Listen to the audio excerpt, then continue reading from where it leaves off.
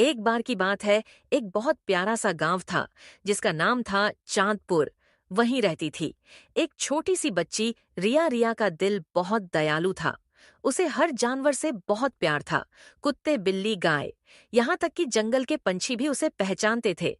हर दिन को रिया जंगल के किनारे खेलने जाती। वो वहां फूल तोड़ती, पेड़ों से बातें करती और हवा के साथ गुनगुनाती थी। कभी कभी वो कहती, ओ पेड़ अंकल, आज तो आप बहुत अच्छे लग रहे हो।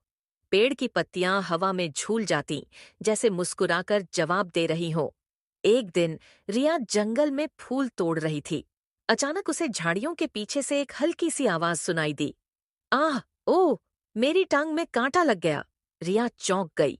उसने चारों ओर देखा। आवाज फिर आई, कृपया, कोई है वहां?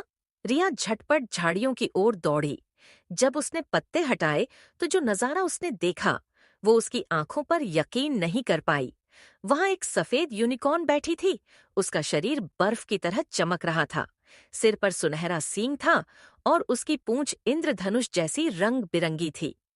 रिया ने धीरे से पूछा, क्या हुआ तुम्हें?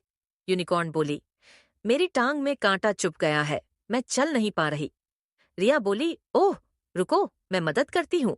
वो पास बैठ गई और बहुत ध्यान से कांटा निकाला।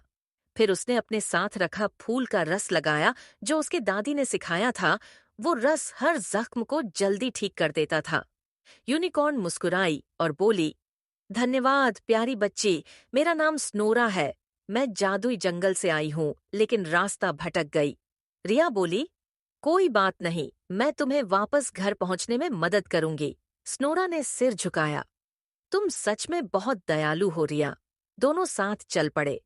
हरी भरी घास पर कदमों की हल्की आवाज गूंज रही थी। रिया रास्ता दिखाती जाती और स्नोरा धीरे धीरे चलती जाती। रास्ते में एक छोटी नदी आई।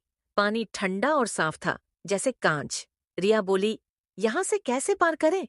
स्नोरा मुस्कुराई, मेरे जादू से सब मुमकिन है। उसने अपना सींग चमकाया और पानी पर इंद्रधनुष का पुल बन गया। रिया खुशी से उछल पड़ी। वाह, ये तो कमाल है। दोनों उस पुल से होकर नदी पार कर गए। अब आगे एक पहाड़ी रास्ता था। रिया थोड़ा थक गई थी, पर स्नोरा बोली, चलो, मैं तुम्हें बैठाकर ले चलती हूँ। रिया उसकी पीठ पर बैठ गई। हवा में उड़ते हुए उसे ऐसा लगा जैसे वो सपनों की दुनिया में आ गई हो। नीचे बादल, ऊपर आसमान और उनके बीच रिया और स्नोरा। थोड़ी देर बाद वे पहुंचे एक चमकते पेड़ के पास। उस पेड़ की शाखाओं पर छोटे छोटे तारे जैसे फूल लगे थे, जो अपने आप झिलमिलाते थे। स्नोरा ने मुस्कुराकर कहा, यही मेरा घर है रिया, यही मेरा जादुई जंगल है।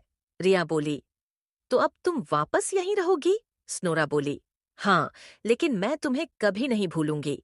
फिर उसने अपने सींग से एक छोटी सी इंद्रधनुषी चाबी बनाई। वो चमक रही थी, जैसे किसी जादू से बनी हो। स्नोरा ने कहा, जब भी तुम उदास हो, इसे आसमान की ओर दिखाना, मैं तुरंत तुम्हारे पास आ जाऊंगी। रिया की आंखों में आंसू थे, पर होठों पर मुस्कान थी। उसने स्नोरा को गले लगाया और बोली, हम हमेशा दोस्त रहेंगे, है ना? स्नोरा ने सिर हिलाया। हमेशा। रिया घर लौटी। उस दिन से जब भी आसमान में इंद्रधनुष निकलता, रिया खिड़की के पास जाकर अपनी चाबी उठाती और मुस्कुराती।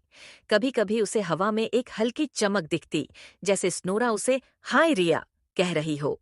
सीख, सच्ची दोस्ती मदद और दया से शुरू होती है, और अगर दिल सच्चा हो तो जादू अपने आप हो जाता है। ये हेलो दोस्तों।